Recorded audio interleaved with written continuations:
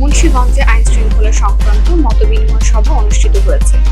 সোমবার ৯ সেপ্টেম্বর মুন্সিগঞ্জ সদর উপজেলার পঞ্চসার ইউনিয়নের মুক্তাপুর পুরনো ফেরিঘাট এলাকায় ফল মার্কেটের সামনে এই মতবিনিময় সভা অনুষ্ঠিত হয়।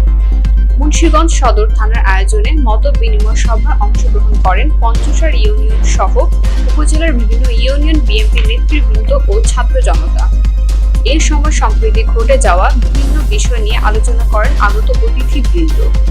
মুন্সিগঞ্জ সদর থানার ভারপ্রাপ্ত কর্মকর্তা খলিলুর রহমানের সভাপতিত্বে আরও উপস্থিত ছিলেন মুন্সিগঞ্জ জেলা বিএনপির সিনিয়র যুগ্ম আহ্বায়ক মোহাম্মদ মহিউদ্দিন আহমেদ।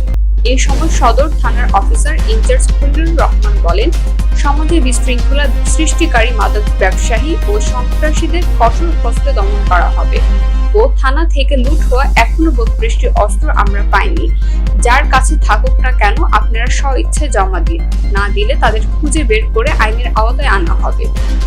এ সময় অন্যদের মধ্যে আরো উপস্থিত ছিলেন সদর থানা বিএনপির সাধারণ সম্পাদক সাইদুল ফকির, মুন্সিগঞ্জ জেলা শ্রমিক দলের দপ্তর সম্পাদক রিয়াজ ডালি, জেলা স্বেচ্ছাসেবক দলের সিনিয়র সহ সভাপতি শহীদুল ইসলাম, জেলা ছাত্র দলের সভাপতি হাশেম, সদর থানার কৃষক দলের সভাপতি জাহাঙ্গীর, পঞ্চসার ইউনিয়ন বিএনপির সভাপতি হাবিবুর রহমান, সাধারণ সম্পাদক আব্দুল মতিন, বজ্রজগলী ইউনিয়নের বিএনপির সভাপতি নজরুল ইসলাম মন্টু, মহাকালীন ইউনিয়ন বিএনপির সভাপতি নাসির মেম্বার, রামপাল ইউনিয়নের সাবেক চেয়ারম্যান মোহাম্মদ বাক্কার সহ স্থানীয় গণ্যমান্য ব্যক্তিবর্গ।